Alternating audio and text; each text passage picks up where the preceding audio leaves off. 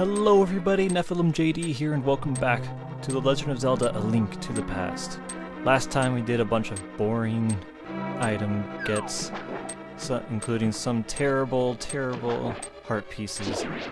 But we also got a nice birdie, so that's something. So, and we're now in the second dungeon of the Dark World, which is mostly water-based and a little annoying, but it's not going to be as bad as the last dungeon that you actually got to see. I know this one a little bit better, and I shouldn't be missing any keys. So that's something. But yeah, this dungeon's a lot of fun, and you get one of the best items in the game from it. It's this item that I'm gonna be getting not too soon, but soon enough where once I get it, oh man, it's really good. And it already looks like I missed a chest over there because I'm not good enough to remember things. It looks like I actually didn't remember exactly what I need to do. But yeah, pulling that switch does this, so I can actually traverse that area. But I saw this crack. I didn't think there was anything behind it because I don't remember actually how to do this. But it's probably just a map, which I never use. Yep, it's just a map. So it wasn't really necessary. I never use the maps in these games anymore because I basically know exactly where to go. Although, if you're using the last dungeon as proof of that, you're gonna be sorely disappointed, as I was. So,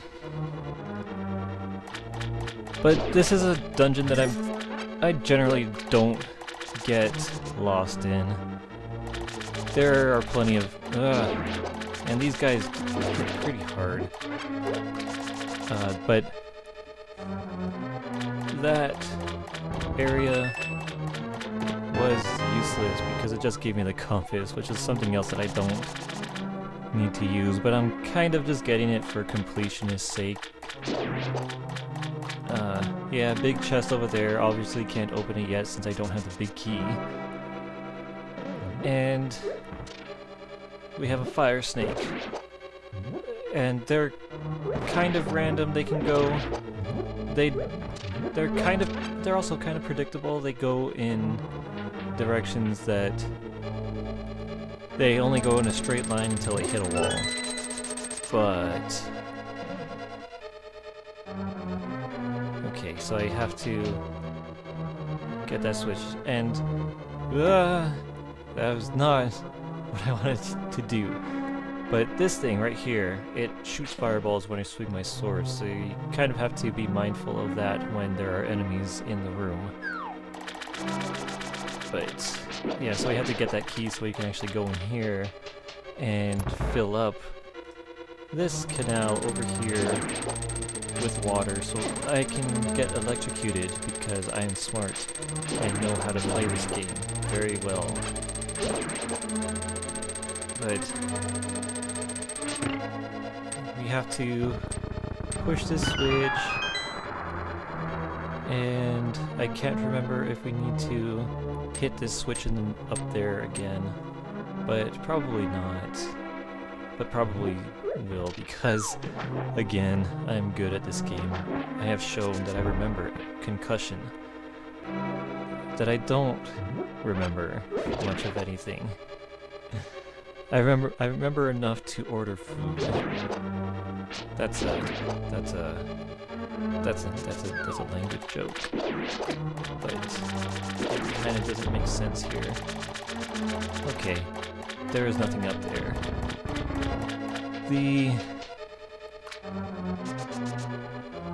I'm generally hoping for the rest of the dungeons that they don't take super long. Like, I don't think this dungeon's gonna take that long, really. And we have to come down here. I believe this is not the right one. Darn it. Okay, we have to go all the way back, because there's no way to cross that gap. We have to go back up and drop down the other hole, because that, and get hit by water stuff, and get hit by fireballs. Ugh. I get hit a lot. Oh! So I do have to actually hit that switch in the other room. I should have remembered that. That was something that I should remember. Because... But that is something that I always manage to forget. And... it makes it... I just make everything much harder for myself than I need to. Just because normal people practice this stuff before they actually start recording, especially if they know the game beforehand.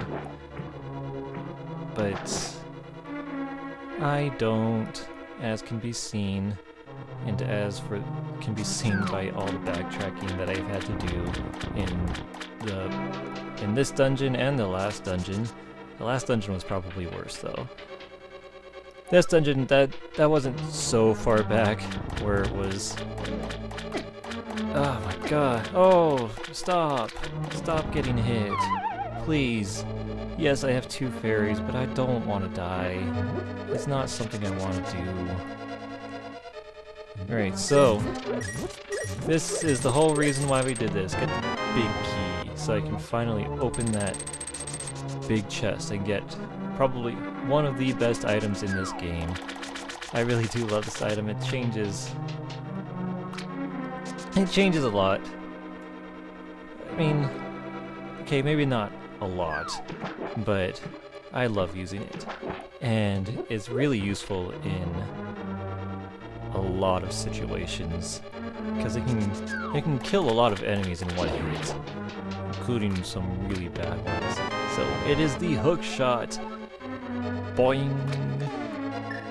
And this allows me to grapple onto things like this and make my way across pits and stuff, and it's going to be extremely important later, because you will need it to cross various gaps and pits, and I'm trying to... yeah, and it can kill those guys, which are great, and it can kill them through their electric shock, and those are the worst things about those enemies in particular. And it can freeze enemies that it doesn't just outright kill, which is another really good thing. I don't think... okay. Yeah, it's another really good thing about this. It doesn't kill everything, and I'm going the wrong way. I already know I'm going the wrong way with that. So, I'm glad I didn't go too far, because then I'd have to actually push... oh no. Of course I messed that up. Why did I go downstairs? I knew it was gonna... and now it resets, so that door is closed again. Because I'm smart. I need to stop being so smart. It's making everybody jealous, including myself. So I have to waste more time just going over here and pushing that statue onto that switch so I can actually go through here. Yes, this is the right way to go, and it is what I need to do, and collect hearts along the way, because I'm pretty low on health. But yeah, if you came down the other way, you wouldn't have been able to do this, and this is absolutely necessary. because it opens up the way to where you need to go. And there's treasure down here, probably rupees. Yeah, I don't need rupees. I have 877, and the things that I've needed rupees for are no longer exist, so they're at this point just useless. Oh god. Except for later, there is one thing I need to buy. Yeah, so there's a hidden door there. And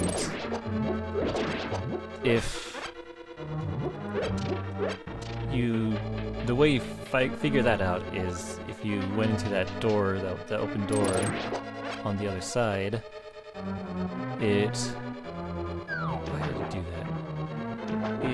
You would have seen that there was something, there's another room down the line. So, nope, didn't get hit. Cool. Well, anyways, here's the boss. This boss is kind of a pain, because the first part of the fight, those little things on him, you just have to hookshot them off and just kill them. And there's not really a faster way to do this. It's just kind of tedious. And if those things get back to him, they just get back onto him. So this is like the very tedious part of this fight, and I don't like this fight very much. It's not the greatest. But we're almost done. Okay, now second part, he will jump up and try and crash down on us and go around. But I'm not good. I really am not good. But I thought he was gonna hit me. But yeah, he's really, really easy. There's nothing notable about him. I'm just being really bad right now. There we go. And he's dead. We get another heart container. And we rescue another maiden who's going to pretty much say the same thing as the last maiden did. So, long cutscene now. Ed,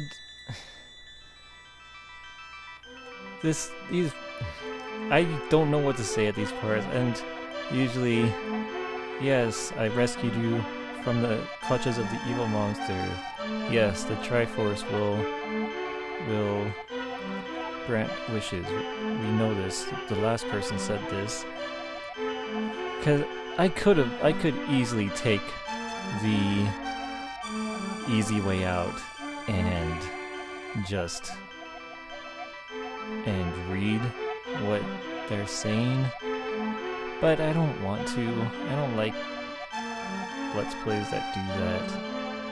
I'm not calling out anybody. They can do what they want, and some people like that. I just personally don't. Yes, I understand Ganondorf was evil, and he touched the Triforce. He'd made bad touch with Triforce.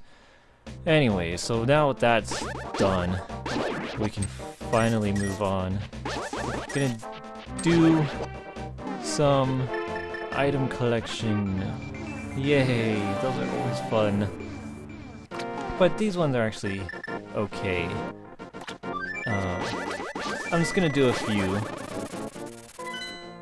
And a lot of them require the gimmick of going from the light world to the dark world. And that guy didn't see me for some reason. I don't know how that happened. But they're pretty quick, and it's just me padding out time because I don't want to go into the next dungeon in this episode, because I don't like the idea of partially completing a dungeon before finishing the video. And you know, I like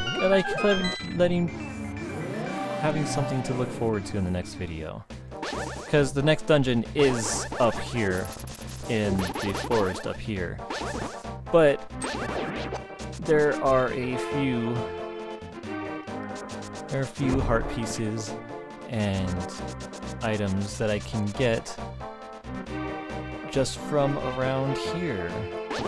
And it's all good times. So go over here to the graveyard, which is some... In the Dark World equivalent doesn't really make much sense to me. I never really got it. It's just a bunch of statues. It's like it's not really a graveyard. I don't even know if there are people to bury in the Dark World. But yeah, we have to get into this cave, which is only accessible by doing what I just did and transferring from the Dark World to the Light World, and got a heart piece for that. And good times. Yeah, and if you're stuck in if you transfer into a wall, it just automatically sends you back through, which is kind of annoying. Now, another trick. This is a trick that I like. So, we go here, and to open... That's another thing I never really showed, because there's no reason to, but you can open some of these graves, and they lead somewhere. And this one, you can't just push open, you have to just go like that. And normally, the normal way to get in there, you have to lift up those rocks and concussion to get in here, but those rocks require me to be stronger. So I just get here from the Dark World, and voila, Magic Cape. Now the Magic Cape, yeah, as it says, it makes you invisible. And no, this game did not rip that off from Harry Potter. This game came out long before Harry Potter was even a thought. So just don't even start, please. But yeah, that Magic Cape it turns you invisible, and it has a few uses, especially later when I'm going to get another item. As you can see, there's a rock formation that looks like an arrow pointing down here. Now, the whole purpose of that is to use a shovel and dig up this spot, and like a ton of rupees come out. But since we don't have the shovel anymore, as you can see, because the flute replaced that, we can't dig it up and can't get more rupees. I'm so sad, because I don't have 932 rupees, which is about around 70 rupees off from being maxed. Boo-hoo. That was a long-winded statement for me to be sarcastic. Boo-hoo. And as you can see, there's a heart piece up here, but we wouldn't have normally been able to get it because we do need... we needed the hook shot. And now that we have it, we can finally get up here and retrieve it, because we can just hook shot across. And oh yeah, this is a use for because normally these things bounce you off, but when you have the Magic Cape, you can just walk through it. So I actually didn't remember that, so I'm glad I got the Magic Cape first instead of going here. But yeah. Now, there's another heart piece. It's not... stop hitting me. I do not enjoy that. Oh yeah. Ah! B! Die! These rocks come to life because Dark World. But there's a heart piece here in the Light World. Now, notice that there's something off about this tree, and this was a tree that those lumberjacks were sawing in the way back before I even got to the Dark World. Well, you had to wait till you transition to the Dark World for the first time, and then you can run into the tree, give yourself a concussion, and knock all the leaves off of it. Now, there are fairies down here, which is really good. I like that. And we can catch one more. Keep it in a bottle so we can eat it later. But the main purpose of coming down here is this, the heart piece. And that is... But yeah, you wouldn't have been able to get it, obviously, from before you got to the Dark World because of the lumberjacks being there. But we are able to. Now, with all that out of the way, I will just show you the entrance. Now, this dungeon is very interesting in that it has multiple entrances and exits. And there are, and not just from regular like cave openings, you know, as you'll see shortly, concussion. And I think I entered the wrong area. But yeah, like over there, that skull that has its mouth open, that's one entrance to the dungeon. But there's really only like one right way to enter the dungeon, and it's not here. I have to go around. But the reason I say right way to enter it is because yes, and there are trees I can talk. Whatever, I don't care what you have to say. There are nice trees, too. But that one was a jerk. But, as I was saying, these things are called likes, and they can steal your stuff, including my shield, which I do not want. They're like probably one of the worst iterations of the likes in the Zelda games. Okay. Now, like I said, there's few ways to enter the dungeon, but there is only like one right way to enter it first, and that is here. So, with that said, I'm going to end the episode here on this cliffhanger, and I will see you next time as we explore the third temple dungeon. I keep saying one or the other, but you know what I mean. This has been NephilimJD, and I will see you next time. Take care.